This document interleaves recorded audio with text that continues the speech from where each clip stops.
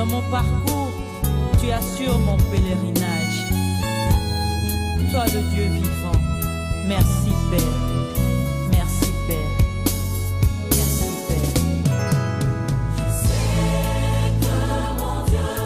Père. Afin que je puisse me tenir debout devant toi, au nom puissant de Jésus-Christ. Amen. Amen. Pendant que notre papa s'approche pour nous apporter la parole du Seigneur, nous allons acclamer le Seigneur. Alléluia. Alléluia, alléluia, alléluia.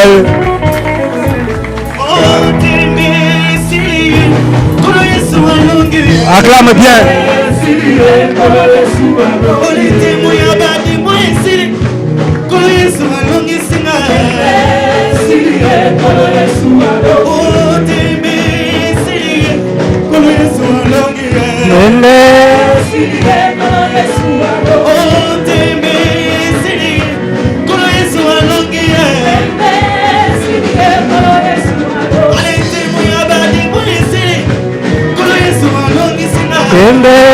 Sinie kolo Yesu alongi.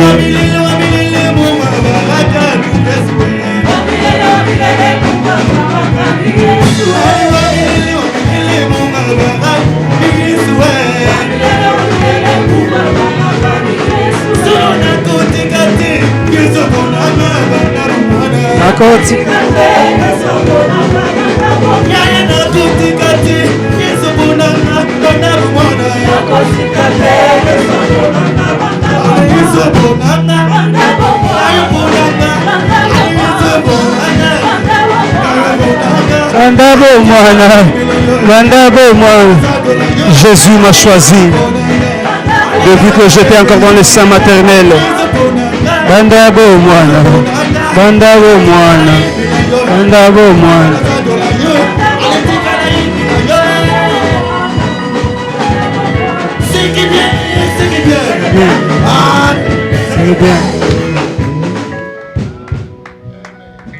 Amen. Amen. Amen. La jeunesse. Amen.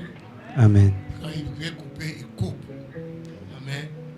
Que Dieu bénisse l'impact d'adoration. Amen. Amen. Amen. Que Dieu te bénisse. Que Dieu bénisse ta présence. Amen. Nous allons profiter comme on est debout. Si on peut nous lire Jean 10, 10. C'est de là qu'on est parti. Nous parlons de combat spirituel. Malgré qu'on a eu des petits sous-thèmes, on a passé par-ci, par-là, c'est nous parlons des combats spirituels. Déjà, toi, tu as oublié. Amen. Tu as oublié qu'on parlait du combat spirituel. Est-ce qu'on peut nous lire Jean 10, 10? Mettons-nous debout, respectons la parole de Dieu, qu'on nous lise Jean chapitre 10, le verset 10. Amen. Je sais que vous connaissez ce verset par cœur. Amen. Amen. Amen. Amen. Vous savez de quoi il s'agit? Et j'étais sûr que vous connaissez ça par cœur. Amen. Qui peut me le dire avant même qu'il lit? Benjamin. En tout cas, papa Patou. Jean chapitre 10, verset 10, nous lisons au nom de Jésus-Christ. Amen. Le voleur ne vient que pour dérober. Le voleur ne vient que pour dérober, égorger et détruire. Moi, mais moi, je suis venu à... Moi là c'est qui? Jésus. C'est Jésus. Qu'on ne vous trompe pas, il n'y a pas de prophète qui peut te libérer. Amen. Amen. Il n'y a pas de voyant qui peut te donner la liberté. Il n'y a pas de quelqu'un d'autre qui peut te libérer à part Jésus. Il n'y a aucun prophète. Amen. Amen. Jésus est l'unique. Il est le seul qui est la vie, le chemin et la vérité. Amen. Amen. Alléluia. Amen. Il est le seul qui est le trait d'union entre nous et Dieu. Personne d'autre peut prendre la place de Jésus. Aucun prophète sur cette terre. Alléluia. Amen. Je peux refuser la parole du prophète. Je ne suis pas obligé de l'accepter. J'accepte que la parole de qui? De Jésus. Le prophète peut prophétiser. Il peut Amen. Amen. Amen. Le prophète n'a aucun pouvoir. C'est Jésus qui a le pouvoir. Amen.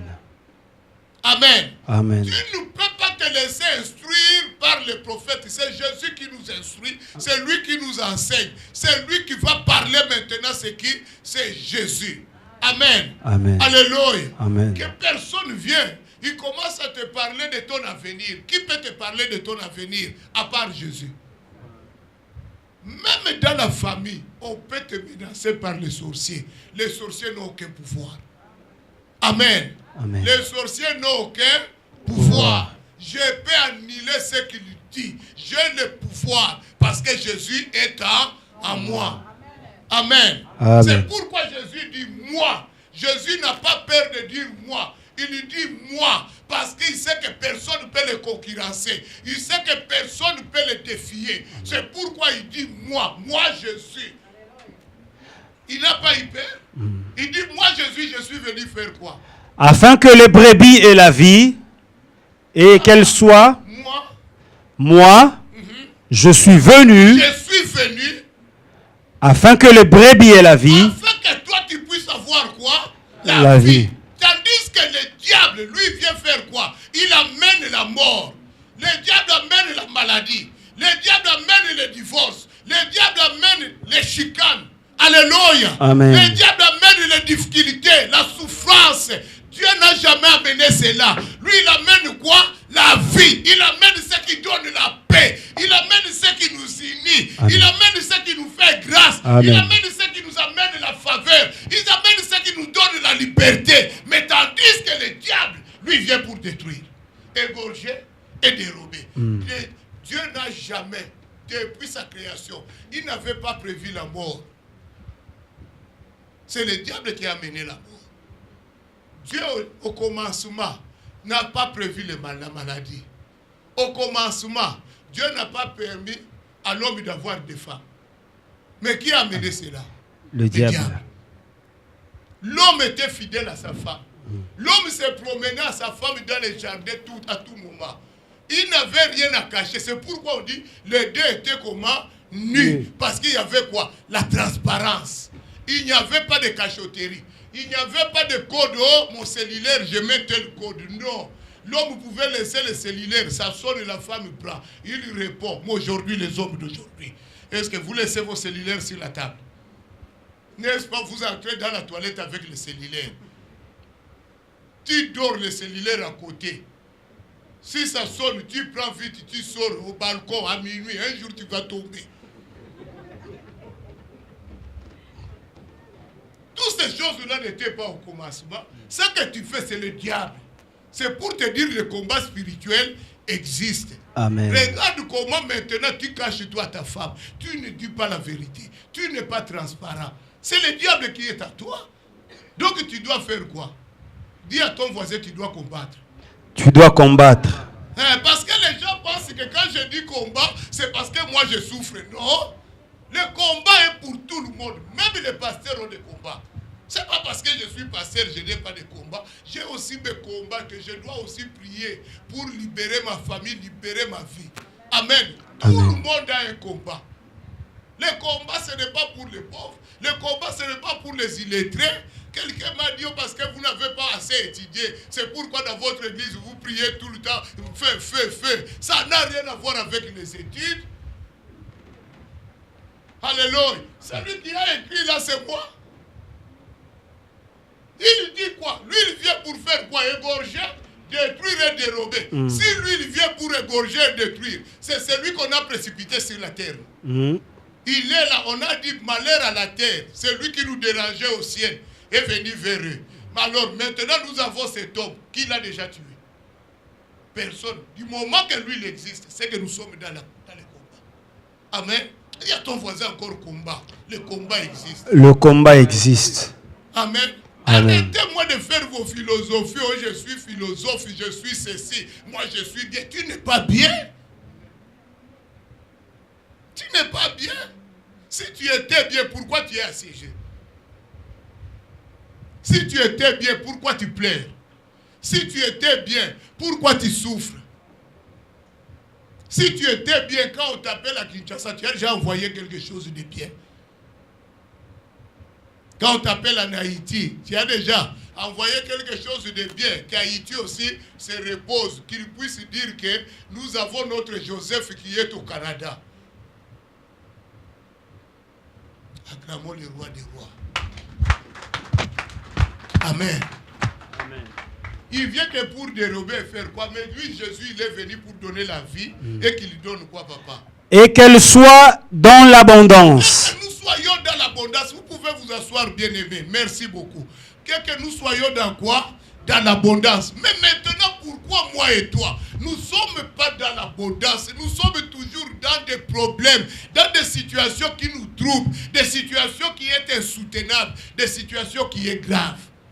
Amen. Amen. Alléluia. Amen. Pourquoi nous, notre souffrance continue à perdurer? Pourquoi nous, quand nous faisons un projet, le projet termine en quai de poisson? Alléluia. Tu avais commencé l'affaire. Nous voyons ici d'autres personnes, quand ils commencent un projet, il est béni. Ses enfants viennent après. Ils sont bénis par ce projet. Ces enfants qui viennent, les enfants des enfants, sont bénis. C'est lui qui a fait Air Canada. Alléluia. Vous savez que Air Canada, c'était depuis qu'on a créé. Ça 100 ans aujourd'hui. Air Canada. Les enfants des enfants des enfants des enfants de ceux qui ont commencé Air Canada vivent le bonheur de cela. Prenons Bombardier. N'est-ce pas toute la descendance de Bombardier dans le bonheur? Bon, prenons maintenant Québécois. Là où toi tu vas chercher Vidéotron pour regarder les images. Mais ça a commencé dans un atelier, dans un sous-sol. Quand il a commencé avec des planchers dans lesquels il gravait des journaux. C'était ça, si tu tiens ça, ça salissait les mains. Alléluia. C'est là où il a commencé. Mais aujourd'hui, c'est devenu un empire dans lequel tous les descendants vivent de cela. Mais toi, maintenant, ta descendance à toi, commençons par ton grand-parent, l'arrière-arrière. Qu'est-ce qu'il a fait? Vous, qu'est-ce que vous avez hérité? Qu'est-ce que nous avons hérité? De cette lignée. Prends ta lignée.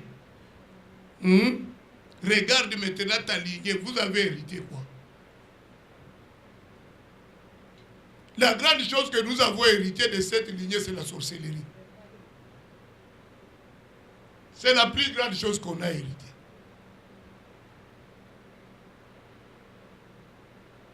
Alors, c'est que nous sommes dans le combat.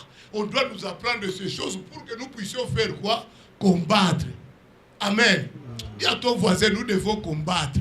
Nous devons combattre. Il ne faut pas m'appeler pour me dire, papa, est-ce que le jeûne peut terminer à midi? Est-ce que nous jeûnons pour terminer à midi? Amen. Avec tout ce que nous avons comme problème, toi tu cherches toujours à terminer le jeûne vite. Alléluia. Toi tu ne peux pas manquer dans la prière. Quand on est à prière, tu ne peux pas manquer. Si tu sais d'où tu viens, tu ne peux pas manquer. Vous savez, j'étais dans l'avion. J'ai dit au pasteur Florent, quand nous retournons, nous laissons Congo, nous retournons maintenant vers le Canada. Je sens, il y a quelque chose que nous oublions, la souffrance de là. C'est comme si la tête tourne. Alléluia. Quand tu es sur place, tu pries très fort. Quand tu regardes la réalité que tu vois au Congo, ça me pousse à prier. J'ai pris beaucoup là-bas, je ne sais pas, parce que je vois la réalité. Alléluia. Cette réalité que je vois. J'étais parti avec un frère haïtien. Il était dans notre délégation. Il m'a dit, papa, je pensais que la souffrance est seulement en Haïti. Mais quand je suis arrivé au Congo, j'ai dit, c'est partout. J'ai dit, tout là où il y a des Noirs, il n'y a pas de différence. Nous avons la même réalité de vie. Ne pense pas qu'en Haïti c'est plus meilleur qu'au Congo. Non, nous vivions la même chose. Amen. Amen. C'est pourquoi il ne faut pas que tu commences à voir, moi je suis de tel, moi je suis de tel. Non, le message de Dieu est pour toutes les races et pour toutes les nations.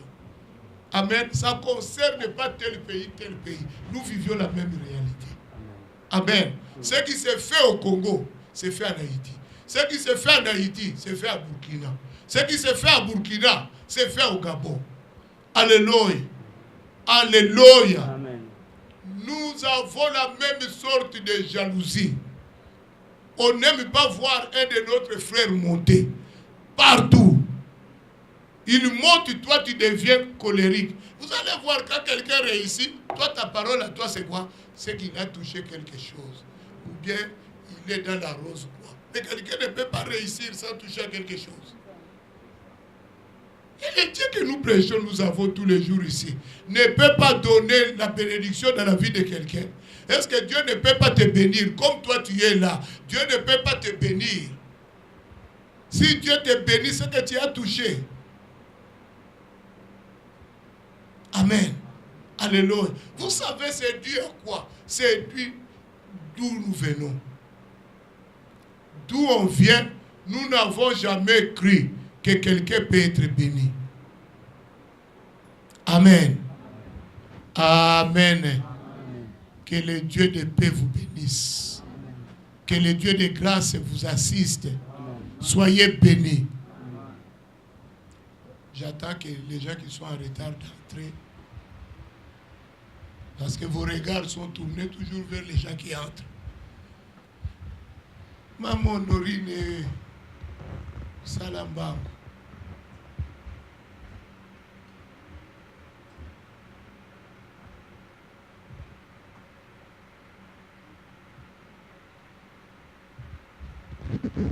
Amen. Nous allons voir quelque chose. Je vous dis que le combat est réel. Maintenant, nous entrons dans une phase dans laquelle je vais parler que les portes qu'on a fermées dans ta vie puissent faire quoi? S'ouvrent. Amen. Que les portes qu'on a fermées dans ta vie fassent quoi? S'ouvrent. Amen. Amen. Il y a des gens qui sont ici, qui sont disposés à réussir. Mais ils ne réussissent pas parce qu'on a fermé quoi? Les portes. Les portes que je parle, ce ne sont pas des portes comme celle que Maman Nelly a touchées. C'est des portes spirituelles. Amen. C'est les portes quoi? Spirituelles. Parce que notre combat réside dans le spirituel. Si le spirituel est bon, le physique aussi suivra. Mais quand le spirituel n'est pas bon, tu ne seras pas dans un bon état. Amen. Et je vous ai dit, pour que tu puisses connaître ta réalité spirituelle, il faut te baser sur quoi? Sur tes songes souvent. Tes rêves sont de quelle manière? Ta vie aussi t'interpelle. Là où tout le monde a réussi à l'examen, toi tu es le seul qui a échoué. Là où on ne licencie pas les gens, toi tu viens le matin, on te dit, nous sommes désolés.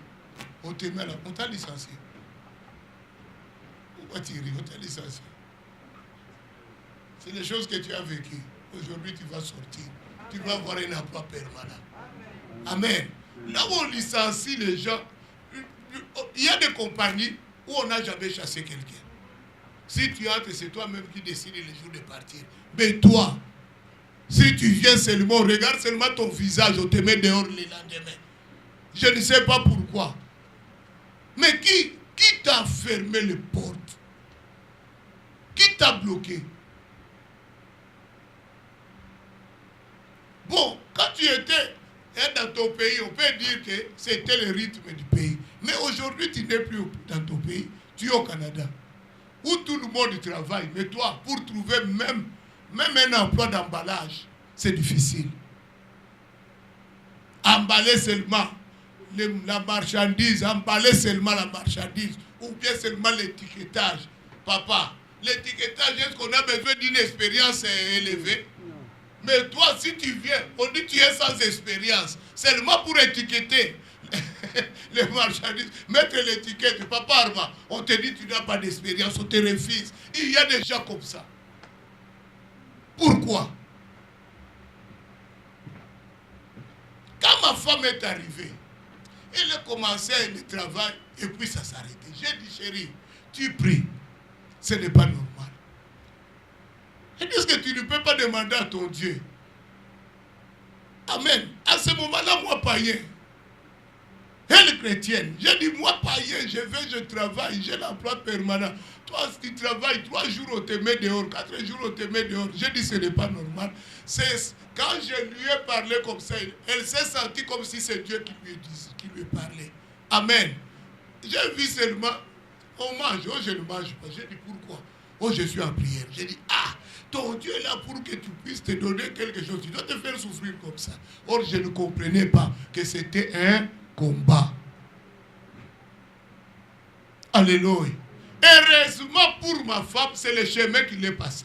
Si elle n'était pas passée dans ce chemin-là de combattre, elle allait rester comme ça. On allait vivre comme tout le monde. C'est comme ça qu'elle a compris que la maison est combattue. Alléluia. Si on ne t'a jamais parlé du combat, tu vas croire que c'est normal. Il y a des choses que les gens ont acceptées. Je vous ai dit, ce que tu acceptes, c'est ce qui prend le pouvoir dans ta vie. N'est-ce pas ce qu'on a parlé tout ce temps? Ce que j'accepte prend le pouvoir dans ma vie. Je peux refuser certaines choses. Il faut que tu refuses la médiocrité. Je te dis, Dieu ne bénit jamais la médiocrité. Dieu bénit l'excellence. Là où il y a la médiocrité, Dieu ne peut pas bénir. Quand tu vois la médiocrité dans ta vie, il faut te lever. Dire que moi je refuse. Ça, ce n'est pas ma vie. Je refuse cette vie. Amen. Je vais vous montrer un passage. Papa, tu peux nous lire 2 Rois 6. 2 Rois chapitre 6.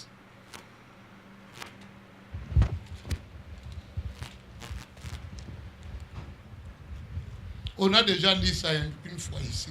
Commence à partir du verset 24. 2 Rois chapitre 6, nous lirons à partir du verset 24. Je lis au nom de Jésus-Christ.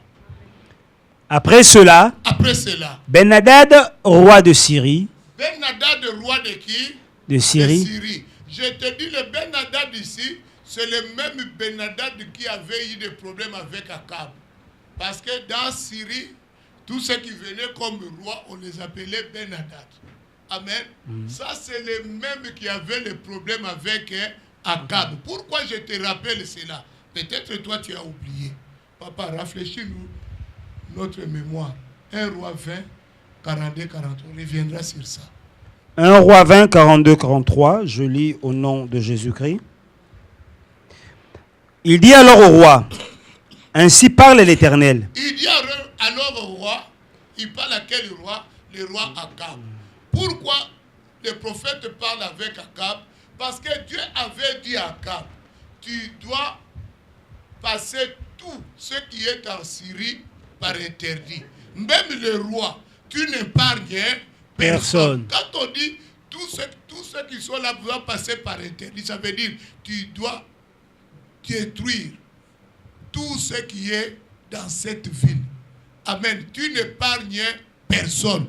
Si tu épargnes ton ennemi, c'est celui qui te tuera demain.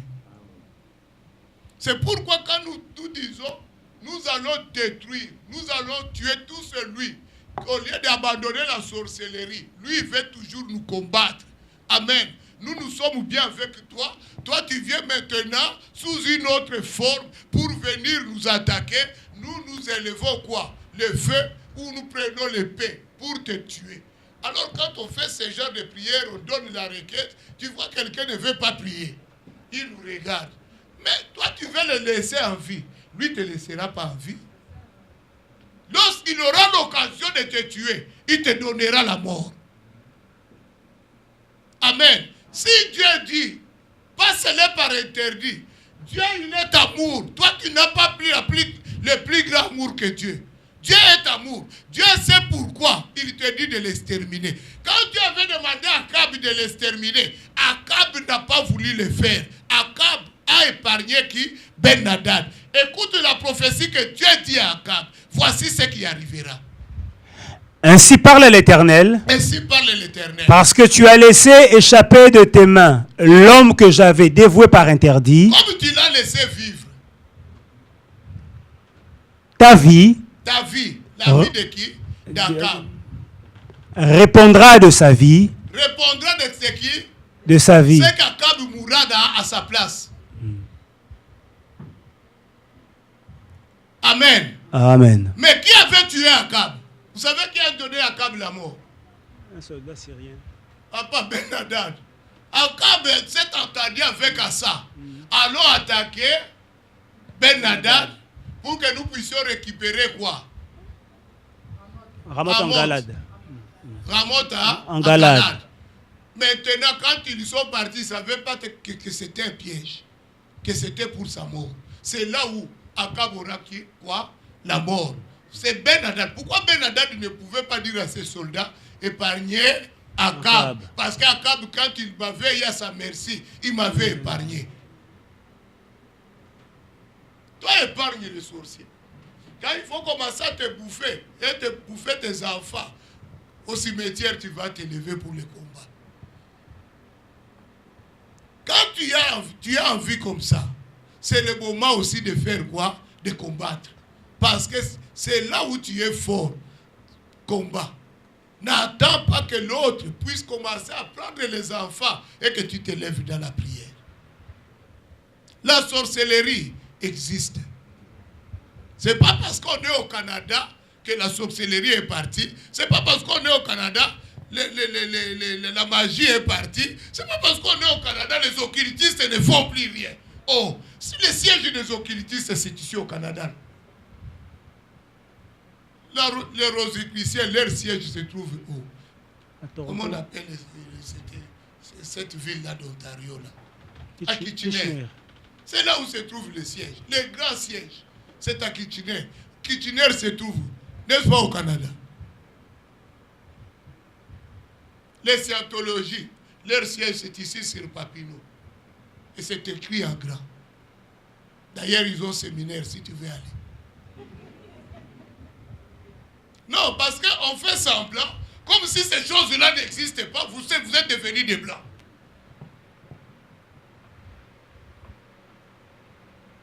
Amen. Alléluia. Amen. On ne peut pas l'ignorer. Ce n'est pas parce que je mange les pommes de terre, je mange la salade, je mets la sauce kiruki, si c'est quelle sauce que tu mets. Ce n'est pas parce que tu mets toutes ces sauces-là, c'est fini.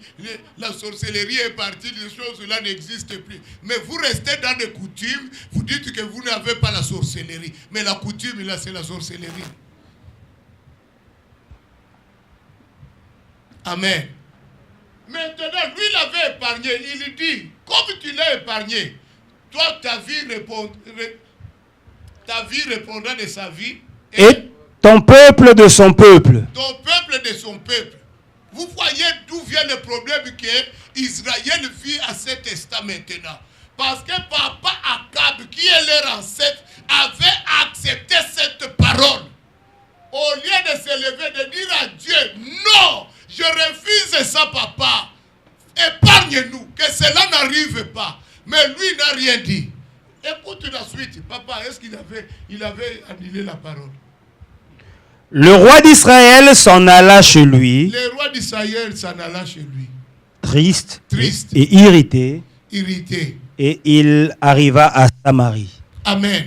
Toi, tu retournes chez toi triste et irrité. Est-ce que tu as prié? Est-ce que tu as combattu? C'est comme ça que nous nous comportons.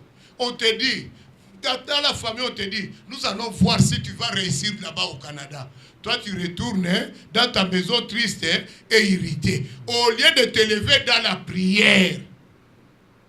Ce n'est pas le pasteur qui priera à ta place. Nous prions ici, nous exerçons la prière pour que chacun apprenne comment combattre dans sa maison.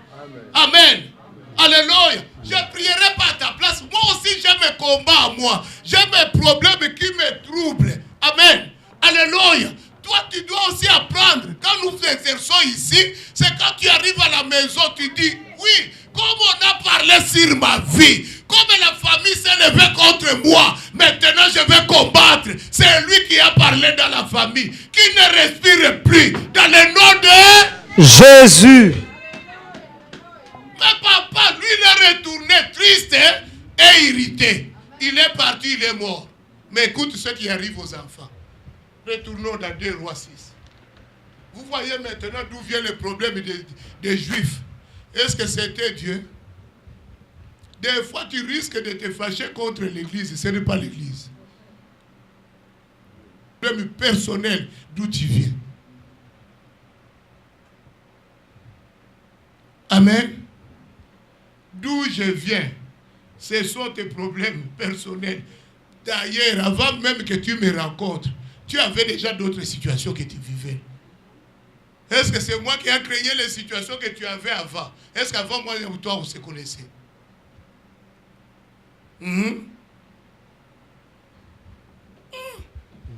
Papa, lis papa. 2 Rois 6, verset 24. Après cela, Ben-Hadad, roi de Syrie, ayant rassemblé toute son armée, monta et assiégea Samarie. Et il a fait quoi? Il a assiégé. Quand on dit assiégé, c'est qu'il a pris quoi? Il a pris possession de quoi? De Samarie.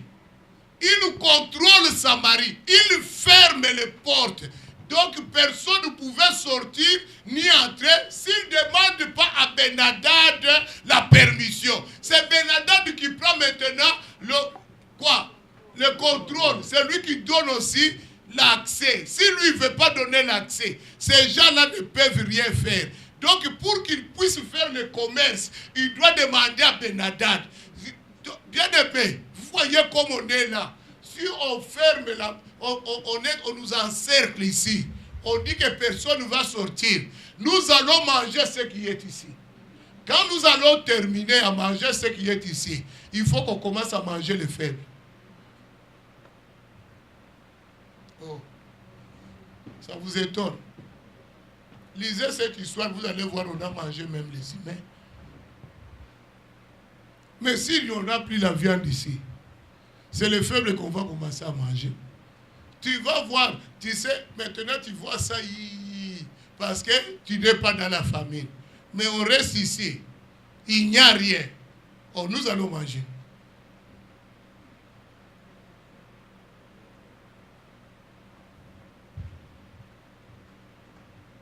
Amen. Je te laisse digérer cela.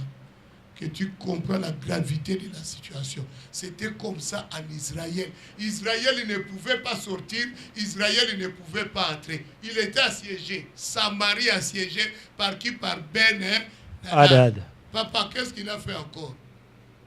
26 et 25. Verset 25. Il eut une grande famine dans Samarie. À cause de cela, il y a eu une grande famine. Ils n'avaient plus rien à manger. Ils étaient dans la famine totale. Alléluia. Amen. Et ils la serrèrent tellement qu'une tête d'âne valait... Quand la famine les a serrés, on dit la tête d'âne valait combien? 420 cycles d'argent. C'est trop. Quand tu mets ça en dollars, c'est beaucoup. Parce que c'est devenu rare. Personne ne peut encore discuter pour acheter. La tête seulement d'âne. Est-ce que Anne, avant, quand ils étaient dans l'abondance, est-ce que les Juifs mangeaient l'âne? Non. Mais pourquoi ils ont commencé à manger l'âne? Parce qu'il n'y avait plus de nourriture. Maintenant, ils ont commencé à manger l'âne. Vous voyez les chiens là que nous voyons ici, aux chiens de compagnie, aux chiens Nagaï, tu donnes les noms, Chouchou, Zoro. Un jour, s'il n'y a pas à manger, Zoro va être mangé. Oh, tu dis, tu ris, mais tu peux manger les chiens un jour. Amen. Les chats là qu'il y a à la maison, du moment qu'il n'y aura plus à manger, nous allons les manger. D'ailleurs, maman va commencer à dire à papa, les enfants ne vont pas quand même dormir comme ça, papa. Fais au moins quelque chose. Pourquoi on ne prend pas les chiens? Ça va commencer par maman. Parce qu'aucune maman voudra que ses enfants dorment dans la faim. Elle préfère se sacrifier pour que ses enfants mangent. Oui, papa. Et le quart d'un câble de fiente de pigeon, 500... Le quart d'un câble de fiente de pigeon, vous savez c'est quoi? C'est les déchets. Hein? Les déchets de pigeons. Les caca de pigeons. on a commencé à manger ça. Et puis on les vendait et les gens achetaient. Mais pourquoi ils souffrent comme ça? C'est à cause de qui? De grand-papa Akab. Si Akab avait tué Ben Hadad, est-ce que ce peuple allait souffrir comme ça? Tout est parti de qui? De Akab. Papa n'a pas voulu combattre. Quand toi tu ne veux pas combattre, tu es en train d'exposer tes propres enfants. Toi, tu refuses le combat. Quand on dit on va prier, toi, tu n'as pas le temps. On va gêner. Oh, gêner encore. Prier, ça te dérange. Mais tu es en train d'offrir qui? Tes propres enfants. N'oublie pas, demain aussi existe. Ce que tu ne combats pas aujourd'hui, attaqueront tes enfants.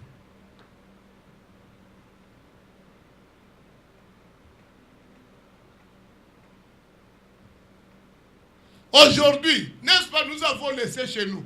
Mais pourquoi nous continuons à combattre encore ici? C'est parce que ce que nos papas n'ont pas fait, nos parents n'ont pas fait cela. Maintenant, c'est nous qui payons les prix. Ça devient un poids pour nous. On doit combattre. Même quand on est au Canada, nous devons continuer à combattre. Pourquoi? Parce que papa n'a pas fait un combat. Maman n'a pas fait. Vous savez, j'ai toujours dit aux mamans ici, je demande aux mamans, si même papa ne veut pas prier, toi maman, c'est toi qui portes les enfants. Même pour tes enfants, sacrifie-toi. Sacrifie-toi. Pleure, prie. Combat. Ne laisse pas qu'on puisse détruire la maison. Akab a laissé. Si Akab avait une bonne femme, la femme l'allait aider dans la prière. Le malheur d'Akab, c'était quoi? Akab a pris une femme qui s'appelle comment? Jézabel. Une femme qui ne prie jamais. Avoir une femme de prière dans la maison, c'est la richesse. Amen. Une femme qui prie, c'est de la richesse. Amen. Toi, si ta femme prie, tu te fâches. Tu ne sais pas que c'est la richesse. Une femme qui n'aime pas la prière, c'est la souffrance. Amen. Il faut avoir une femme qui aime la prière, qui prie. Que quand il y a un problème, vous pouvez vous lever, vous tous à la maison, vous priez. Mais toi, ta femme aime dormir, dort, manger, dort, manger, dort. Aucun jour, il gêne. Elle ne gêne jamais. Elle fait que dormir et manger, dormir et manger. Tu es en danger. Je te rassure, tu es en danger.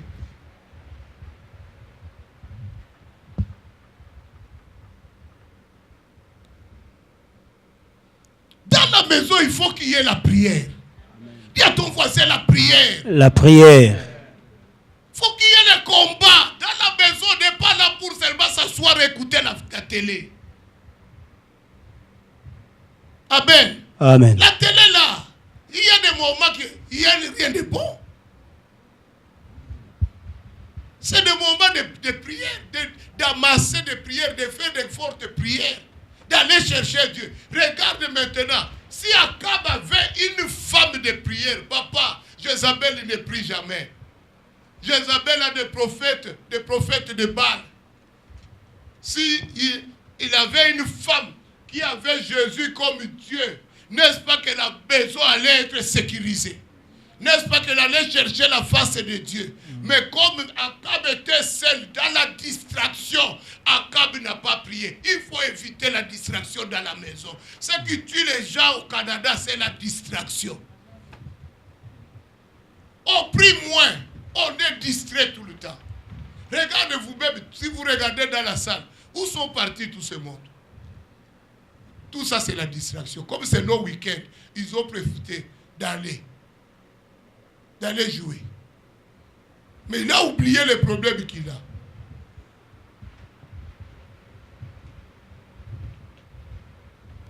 Papa, 26.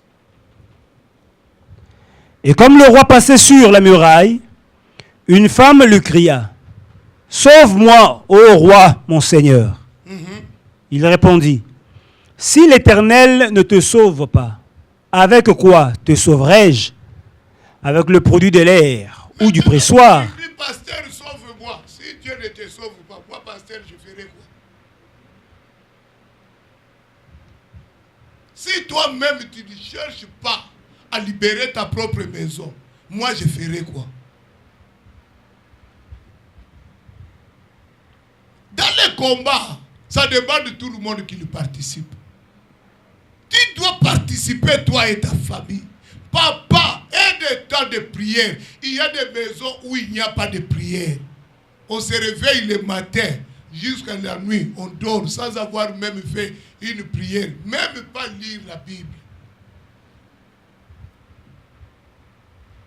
Tu ne sais même pas s'ils sont des chrétiens. La maison d'un chrétien, la maison de quelqu'un qui cherche la gloire de l'Éternel, il doit avoir des moments de quoi? De prière. Vous vous réveillez le matin, vous commencez à déjeuner. Après, vous regardez le théâtre. Vous regardez le film. Le film, vous mangez le soir. Et puis après, le lit. Ah, nous avons. Mais lui, le diable, lui, il ne dort pas. Il va t'assiéger. Il va prendre le contrôle de la maison. Il va assiéger la maison. Et vous allez vivre comment? La maison, quand il est assiégé, c'est ce qui arrive. Papa, lis que je commence à parler. Et le roi lui dit, qu'as-tu? Elle répondit, cette femme-là m'a dit, dans ton fils, nous le mangerons aujourd'hui, et demain nous mangerons mon fils. Nous avons fait cuire mon fils. Ils ont fait cuire quoi? Son fils. Son fils. Et nous l'avons mangé. Et ils ont fait quoi? Elles l'ont mangé. Vous voyez ce qui s'est passé dans la Bible. Hein? Il n'y a rien de nouveau. Ils ont mangé quoi?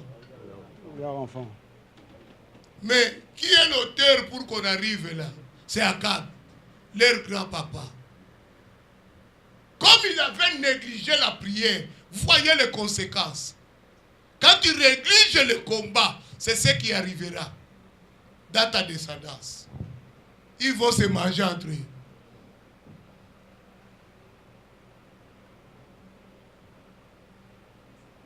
Amen. Bien-aimé, laisse-moi dire à quelqu'un, le combat attrape tout le monde. Vous voyez maintenant, à cause qu'on a fermé les portes, Samarie ne peut plus respirer. Toutes les portes sont fermées. Samarie ne pouvait pas sortir. Samarie ne pouvait pas exercer le commerce. Samarie ne pouvait pas recevoir des choses de l'extérieur. Tout est fermé. C'est comme ça dans la vie de certaines personnes. Tu vas voir même les portes qui avant, tu pouvais aller toquer chez n'importe qui, on t'ouvrait, on te donnait les choses facilement. Tu vas voir à une certaine période, tout est bloqué. Même tes propres amis qui t'aidaient, qui étaient souples avec toi, refusent même de t'aider, refusent même de reconnaître que tu es leur ami. Ils commencent, quand tu appelles, ah, c'est qui? C'est Robert. Ah, je te rappelle. Ils ne rappellent pas.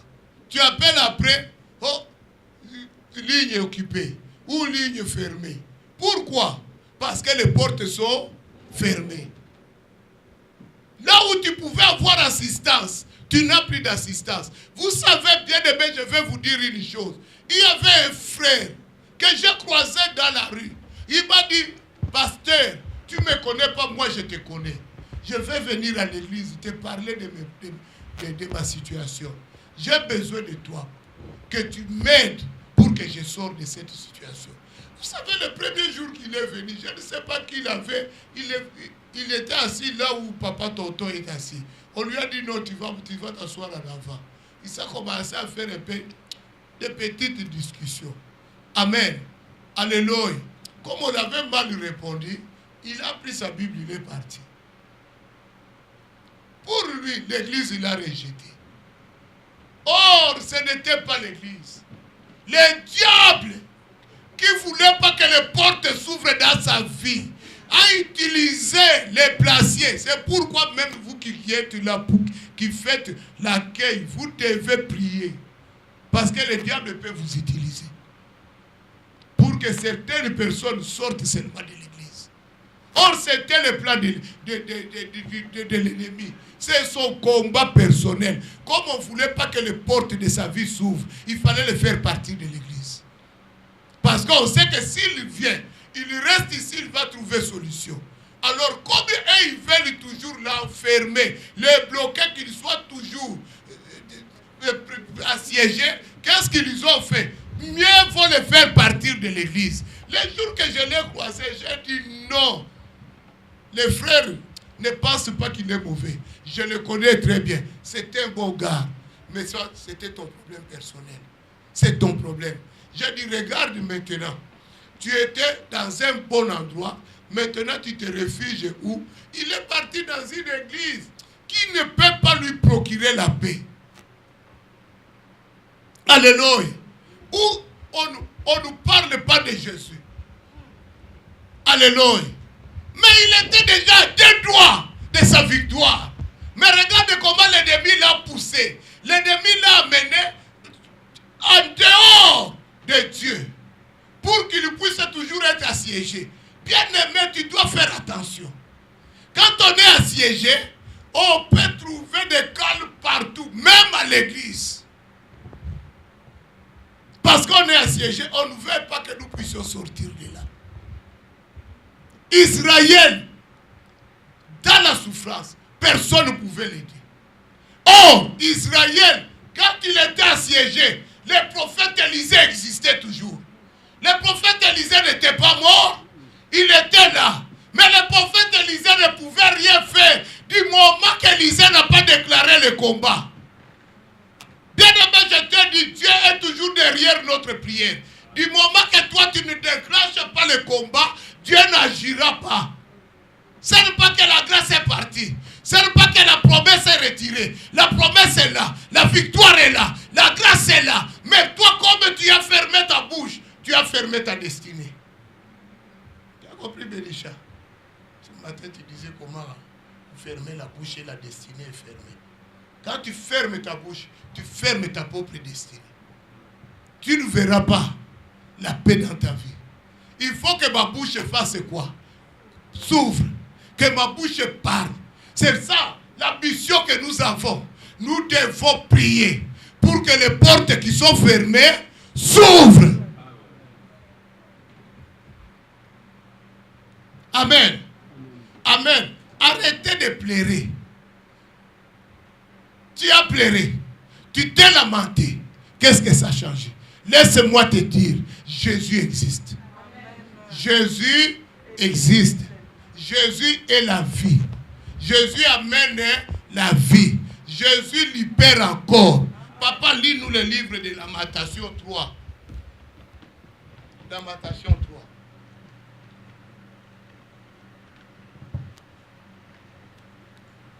Lamentation. Après Jérémie. Amen. Oh Paul, tu as mis l'aîné de Babylone.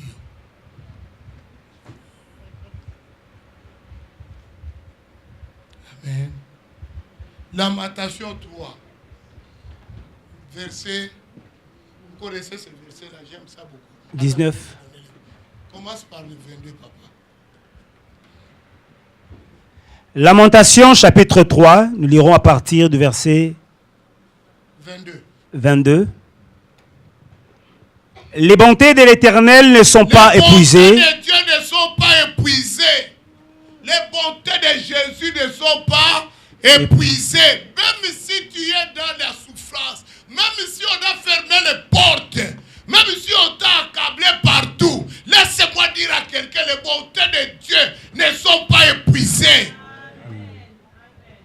Alléluia. Amen. C'est pourquoi je ne dois pas dire que je baisse les bras. Je suis découragé. J'aime pas ce terme, je suis découragé. Que c'est fini. Je vais rester ainsi. Non. J'ai encore, du moment que je respire, que ma tête n'est pas encore entrée au tombeau, j'ai encore du temps. Amen. Je peux élever ma voix. Je peux prier. Je ne désespère pas. Pourquoi tu dois désespérer? Pourquoi tu dois dire que tout est fini? Oh! Bien aimé, j'ai croisé une sœur. Je lui ai dit, c'est qui ça? Il dit, papa, je n'ai pas le choix. J'ai dit, ma sœur, tu as le choix. Tu peux encore récupérer. Alléluia. Elle est ici. Le gars est là. Maintenant, les cheveux du gars. Vous savez, des grosses tresses là. Comme si c'était Samson. Alléluia. Les dreads. Ah, papa, on a fait des grosses tresses là. Les gars me regardaient comme ça. J'ai eu peur moi-même. J'ai dit, ma sœur, c'est quoi? Oh, il est gambien. Les gens de l'Afrique de l'Ouest, là, ils parlent seulement anglais. J'ai dit, toi, anglais, tu ne connais pas. Maintenant, ce monsieur, vous allez terminer comment?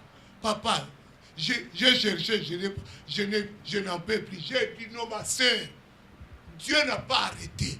Il faut que tu reviens à l'église, que nous combattons. Celui qui a bloqué ton mariage doit libérer ton mariage. La porte du mariage qu'on avait fermée, nous devons détruire cette porte afin que tu entres dans ton mariage et que tu sois heureuse. J'ai dit, le mariage, on ne se marie pas parce que je suis à la fin. Non! On se marie parce que j'aime la personne. Ne te marie pas parce que tu es à la fin. Oh, parce qu'à Montréal, on va parler. Qu'il parle. Mais il faut que j'aime la personne. Si tu ne l'aimes pas, ne le marie pas. Amen. Amen. Est-ce que je peux prendre n'importe qui parce qu'il faut que je me marie un jour? Si je ne t'aime pas, je ne t'aime pas. Je ne te marie pas. Je dois marier la personne que j'aime. J'ai dit, ma sœur, reviens. La porte est grandement ouverte. Moi, ton père, j'ouvre mes bras. Je vais te prendre dans mes bras pour que nous puissions combattre ensemble et que nous puissions vivre la victoire. Ne sois pas découragé. Papa, après, il dit quoi? Ces compassions ne sont pas à leur terme. De Jésus. Papa, ne sont pas à leur terme. C'est que Jésus peut intervenir encore. Si je lève ma voix, Jésus peut faire quoi? Peut intervenir encore. Pourquoi je me découragerai? Ces compassions ne sont pas épuisées. Ces compassions ne sont pas à ces termes. Jésus est encore en vie. Je ne peux pas être découragé. Du moment que je vous ai toujours dit, du moment que ma bouche peut parler, je sais que j'ai la victoire. Oui, papa. Elle se renouvelle chaque matin. Chaque matin, ces compassions fait quoi? Se renouvelle avec ses beautés. Chaque matin que tu te réveilles, les compassions, les bontés de Dieu se renouvellent pour toi. Amen. Même si tu ne vois rien, ça se renouvelle. Même si ton compte est à zéro, les compassions, les bontés de Dieu font quoi? Se renouvellent. Si tu cries vers lui, il peut même déplacer un ange qui vient déposer quelque chose à ton compte. Bien-aimé, je t'ai dit, ma femme, quand elle me parlait de la prière, le problème était quoi? Quand ma femme venait de combats spirituels, je disais, vous, de chez vous là-bas, on a fait que les hommes deviennent les esclaves des femmes. Je ne voulais pas à cause de ça. J'ai dit, moi ici, c'est moi qui règne. J'ai dit, moi je suis Kassaye, hein, on ne vient pas me dominer chez moi. Alléluia. Alors quand elle me disait de ces choses-là, mais les jours qu'on nous a frappés sérieusement par la pauvreté, ces jours-là, j'ai commencé à considérer, j'ai dit, bon, parle-moi de ton Dieu là. Alléluia. Alléluia. Tout l'orgueil que j'avais, on l'a fini. Parce que si tu n'es pas encore brisé, tu vas te trouver toujours que tu es au-dessus. Il faut que Dieu te brise. Amen. Alléluia. Amen. Alléluia. Ce qui nous tue, c'est l'orgueil. Il faut prier. Bien aimé, j'ai l'expérience de la prière. Je ne peux pas te dire les choses que je n'ai jamais fait. On a vécu ça ensemble avec elle. Nous avons combattu pour sortir de la pauvreté, pour sortir de la souffrance. Je vous ai toujours dit, moi je ne me cache pas. Je vous ai dit, on allait dans les sous-sols des églises avec des $ pour aller prendre des repas. Même un jour, ma femme mangeait le fromage. J'ai dit, chérie, ce fromage que tu manges tous les jours est périmé. Ah, j'ai dit, la pauvreté c'est mauvais. Elle est mauvaise. Elle est mauvaise. Mais il fallait que nous puissions nous mettre debout. Quand j'ai su d'où provenait cette pauvreté, ça provenait de chez moi. Toutes les portes on a fermées. Il fallait maintenant détruire cela. Si tu ne le détruis pas, tu restes toujours enfermé. Bien aimé, Dieu renouvelle sa fidélité. Et il dit quoi encore? Oh, que ta fidélité est grande. Ta fidélité est grande. Dieu n'a pas changé.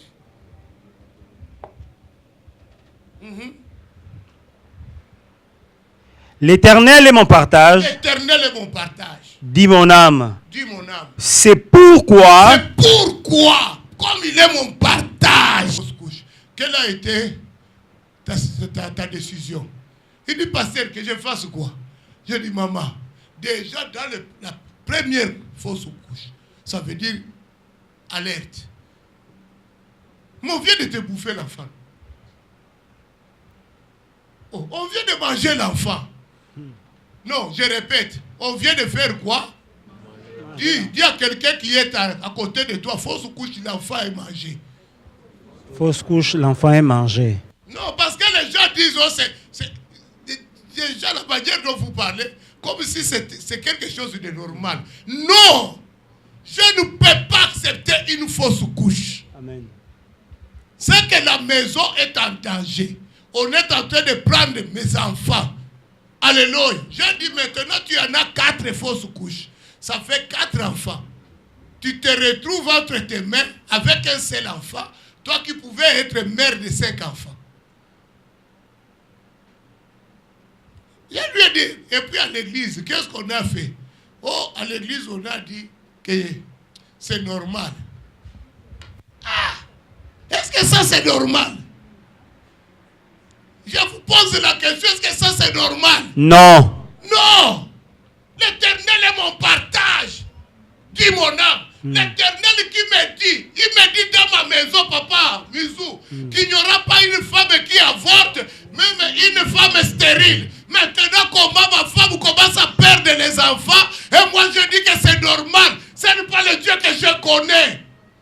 Le Dieu que je connais ne fait pas des avortements. Le Dieu que je connais ne permet pas les fausses couches. S'il y a des fausses couches, c'est que c'est le monsieur de Jean 10. C'est lui qu'on dit qu'il vient pour dérober, pour détruire et pour faire quoi encore? Égorger. Ah, mais comment toi tu peux accepter ces choses-là? J'ai dit, ma sœur, cherche une église. Là où on est en train de faire le combat. Tu dois combattre. Tu dois chercher qui en est l'auteur de tous ces 4 qui sont partis. Dieu se révèle. Jérémie 33:3. Dieu a dit, invoquez-moi. Je vous révélerai les choses cachées. Il ne faut pas accepter. Alléluia. Même ta voiture, tu es sur l'autoroute. Oh, le pneu est parti. C'est un prétexte, papa. S'il faut venir dormir ici, je viens dormir. Ce n'est pas normal.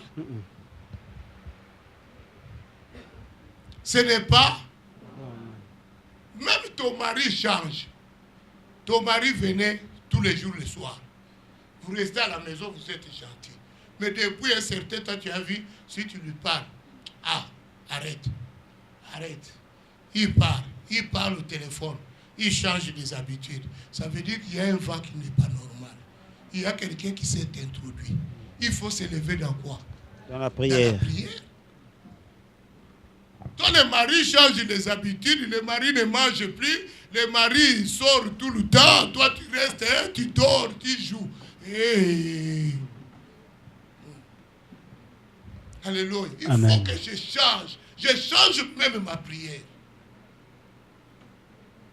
Amen. Amen. Amen. Amen. Quand tu vois seulement le mari commence à être comme quelqu'un qui est distrait. Hein? Tu lui parles, il est distrait. Il voit, tu dis, hey, tu avais dit quoi? Oh. Oui, il y a des hommes comme ça. Des signes. Vous êtes devenus deux. Il commence à réfléchir. Comment je vais satisfaire, hein? Là, charge la prière. Dis Seigneur, là où il va, que le vent tourne contraire. Au lieu que lui, il meurt, ne prie pas que ton mari meure. Dis seulement cette femme-là, quand ton mari va venir, que la foudre tombe sur elle, qu'elle-même elle meurt, que ton mari fuit. Vous savez que tu es capable de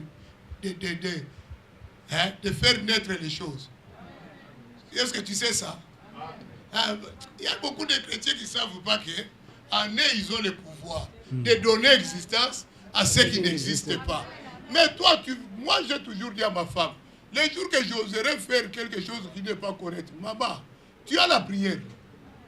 Tu sais, moi, j'ai peur de quoi? J'ai toujours dit à ma femme, j'ai peur qu'avec ta prière que je puisse mourir avant, je ne ferai pas. Eh bien oui, je crains Dieu. Ah bon. Et toi où tu joues, si le jour que ta femme va te lever dans la prière, tu sais qu'il peut te donner la mort. Joue. Ah, papa, allez, je te dis, ce n'est pas impossible, papa. Allez. La femme peut prier. Elle lui prie. Elle lui dit, papa, je ne veux pas qu'il vive. Parce que je suis assez. Moi, je n'aime pas les femmes qui prient comme ça. Je ne te dis pas de prier comme ça. Hein. Pardon. Ce n'est pas bien non plus.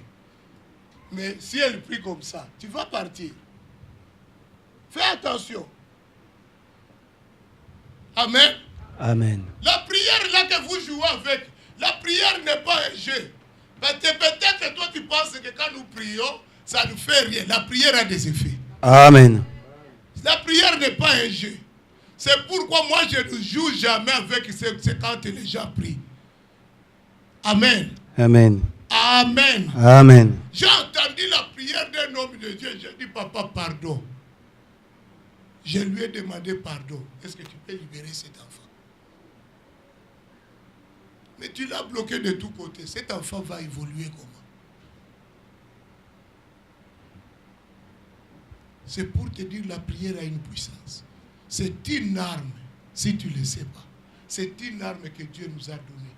C'est pourquoi, il dit ici, c'est pourquoi j'espère en lui. C'est lui qui parle ici, c'est Jérémie.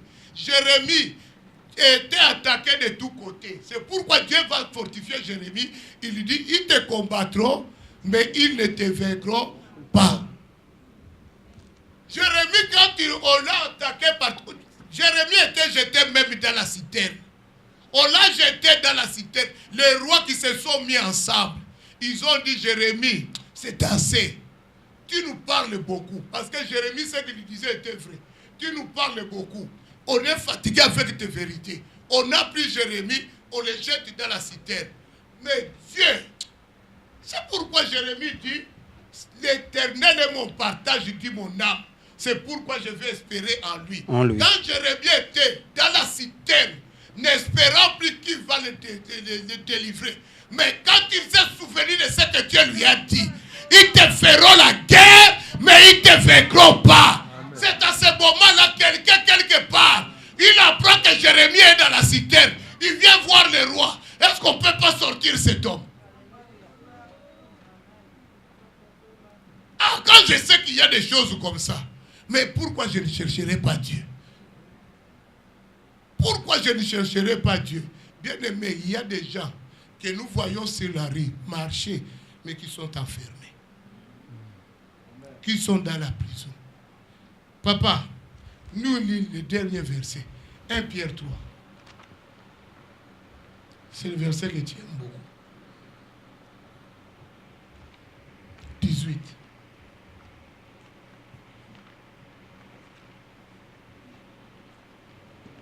Pierre 3. 1 Pierre chapitre 3 verset 18. Christ aussi a souffert une fois pour les péchés. Christ a souffert seulement une fois pour nos péchés. C'est tout. Alléluia. Amen. Il ne reviendra plus sur la croix. Une fois seulement pour nos péchés. Il a pris nos péchés. Alléluia. Amen. Lui, juste pour des injustes. Juste pour des injustes. Nous qui sommes injustes, Dieu a tout fait pour que Christ vienne et qu'il puisse prendre notre place. Afin de nous amener à Dieu. Afin de faire quoi? De nous. Christ a accepté cela pour nous amener à qui? À Dieu. Il n'y a personne d'autre qui peut t'amener à Christ. À Dieu, pardon, c'est seulement Christ. Amen. Personne. Amen. Aucun prophète. Amen. Même ton père, même ta mère ne peut pas t'amener à Dieu. Amen. Il n'y a que celui qui est mort sur la croix, qui a pris tes péchés. C'est le seul qui peut t'amener auprès de qui? De Dieu. Ayant été mis à mort. Et là, ayant été mis à mort à quoi? Quant à la chair. Quant à la chair, ils ont détruit la chair de qui? De Jésus. Mais ils n'ont jamais touché à son esprit. C'est pour te dire, l'esprit de quelqu'un, on ne doit pas le toucher. Amen. Ton esprit a de l'importance. Amen. Si on emprisonne ton esprit, c'est fini. C'est pourquoi tu ne peux pas accepter un sorcier exercé dans ta maison. Non. Parce que s'il touche à ton esprit, c'est fini. Il y a un journaliste qui me dit, j'ai suivi ton intervention, mais maintenant, si j'ai un enfant sorcier, maintenant, pasteur, dis-nous, qu'est-ce que je fais avec l'enfant sorcier? J'ai dit, moi, je n'aime pas de questions pièges. Je passe ta question. Pourquoi tu vas me poser une question pareille? Si l'enfant que j'ai chez moi est sorcier, je ferai tout pour qu'il puisse se libérer. Je vais travailler pour que mon enfant retrouve quoi? La liberté. Mais si mon enfant ne fait pas cela, est-ce que je le garde? Maintenant, moi je fais tout, de tout mon mieux, pour que toi tu puisses trouver la liberté. Mais yo lingi teka kolia ngai. Boso ngana kufa. Parce que je suis papa. Mon enfant, je ferai tout, qu'il soit libéré, qu'il puisse trouver la délivrance. J'ai posé seulement la question aux journalistes. Maintenant, toi, si ton enfant veut te manger, qu'est-ce que toi tu feras? Il dit, oh papa, ça, pas, sans effet. J'ai dit sans effet, comment? Parce que des fois, vous posez déjà des questions que toi-même, tu sais que tu connais déjà la réponse. Tu veux seulement amener les polémiques dans la ville pour rien. Moi, je ferai tout pour mon enfant, qu'il puisse sortir de la sorcellerie. Mais si lui, il veut garder sa sorcellerie, moi et lui, on doit se séparer. Parce que la Bible le dit, qu'on ne trouve pas chez toi qui? La magicienne. Est-ce que c'est moi qui ai écrit la Bible? Non, je te pose la question. Est-ce que c'est nous qui avons écrit la Bible? Toi, mon enfant, je vais t'amener à chercher ta délivrance. Je vais tout faire pour t'instruire et que dans la prière, que nous puissions amener la délivrance. Mais si toi, tu ne veux pas, parce que les sorciers, pour qu'ils soient délivrés, il faut que les sorciers aussi acceptent. S'ils ne veulent pas, qu'est-ce que moi je peux faire? On veut faire la délivrance, lui refuse. Tu ne peux rien faire. Du moment qu'il a refusé, tu ne peux rien faire. Alléluia. Si tu es têtu, toi tu veux dire, bon, c'est mon sang, ton sang. Mais les jours qu'il va te mettre dans la casserole. Donc Jésus ici, on n'a pas touché son esprit. On a touché quoi? La chair. Il a tout fait que l'esprit ne soit pas touché. C'est que moi je dois faire dans ma vie, qu'on ne touche pas quoi? Mon esprit. Quand l'esprit est touché, la chair est touchée. Tu dois travailler qu'on ne touche pas ton esprit. Papa, on finit. Mais ayant été rendu vivant quant à l'esprit. Il a été rendu vivant quant à l'esprit. C'est pourquoi notre Dieu est vivant. Amen. Il y a des dieux qui ne sont pas vivants. Toi après tu vas chercher les dieux des noirs. Oh, c'est pour la révolution, pour libérer les pays. Toi on t'a dit le Dieu des noirs va libérer les pays.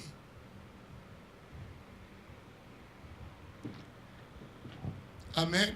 Amen. Nous avons comme Dieu Jésus. Amen. À part Jésus, nous n'avons pas un autre Dieu. Amen.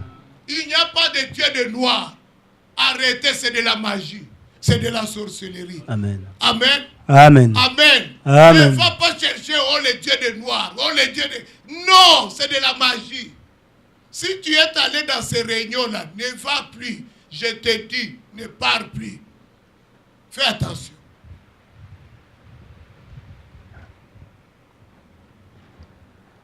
Dans lequel aussi il est allé prêcher aux esprits en prison. Aux esprits en... esprits là étaient où? En prison. Donc on peut emprisonner un esprit. Tu es là, tu ne sais pas, tu marches, tu travailles, nous te voyons, tu cries, tu sautes, mais ton esprit est où? En prison. On peut t'emprisonner. On te met en prison, nous voyons tu circules, nous voyons tu marches. Mais tu es en prison. Amen. Alléluia. Amen. Alléluia. Amen. Alléluia. Amen. Enfermé, maltraité.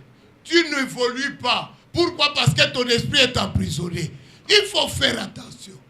Où se trouve mon esprit? Qui m'a enfermé? Qui m'a bloqué? Mais moi je veux que aujourd'hui, que toute porte dans laquelle on a été enfermé, que ces portes fassent quoi? S'ouvre.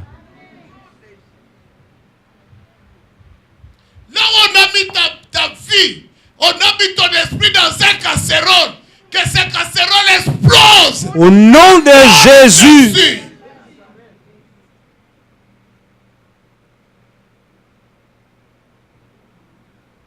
Alléluia. Amen. Alléluia. Amen. Un jour, il y avait retraite de maman ici. Il y avait une sœur, son mari fait le vaudou. Elle a fui la maison. Elle s'est retrouvée comme par hasard. L'entrée, les gens entraient. Elle est entrée, elle est venue dans la réunion ici, à la retraite. Maintenant, maman m'appelle. Papa, il faut venir vite. On a un cas ici. Je viens. Nous avons commencé la prière là-bas avec Papa Alliance. On a commencé la prière. Quand on priait, à un moment donné, son mari l'a dit, vous allez fermer l'église si vous ne laissez pas prier. Elle m'appartient. Je ne peux pas partir. Tous les pasteurs qui ont osé ont abandonné. Vous voulez que vous fermez votre église. Arrêtez maintenant. On a continué, on a prié pour la sœur. Alléluia. Alléluia.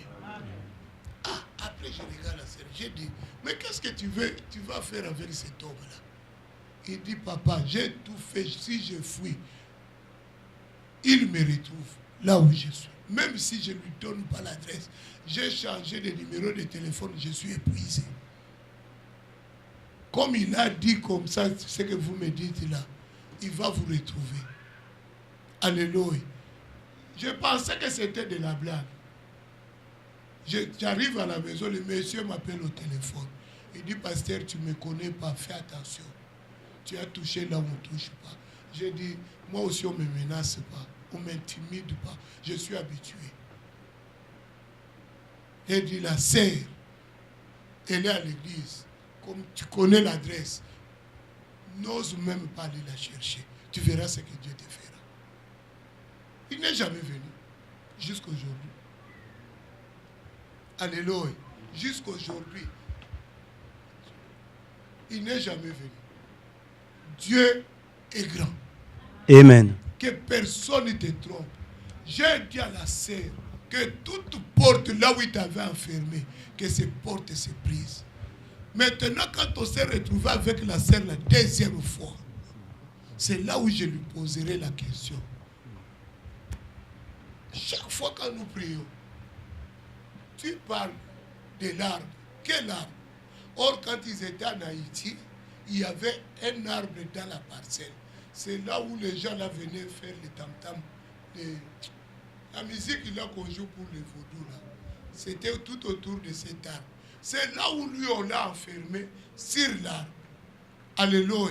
J'ai dit, tu parles toujours de l'arbre quand on prie pour toi. Cet arbre là c'est quoi? Quand il m'a expliqué, j'ai dit, oh, il faut qu'on le sorte de l'arbre. Alléluia. C'est quand on a déclaré maintenant qu'on le retire de la maison dans laquelle on l'a enfermé. C'est là où le jour qu'elle a crié, elle a tourné, elle a bavé. C'était terrible ce jour-là. Et c'était la grande liberté. Si tu ne sors pas de là où on t'a enfermé, tu ne peux pas t'épanouir. C'est le jour qu'elle a pris le courage d'elle-même d'aller chercher l'appartement. Vous savez qu'elle dormait ici. Vous avez oublié, hein? Elle dormait ici. Ceux qui étaient là, ils savent, elle dormait ici. C'est le jour qu'elle a pris la décision que je vais prendre mon appartement. Si on ne t'a pas encore libéré, même avoir un appartement, tu vas te contenter d'habiter chez les gens. Tu n'as même pas le courage, la force de prendre chez soi. Tu n'as même pas la force de chercher l'emploi. Pourquoi? Parce qu'on t'a enfermé. Il faut que tu sois. Como la ven bad boy.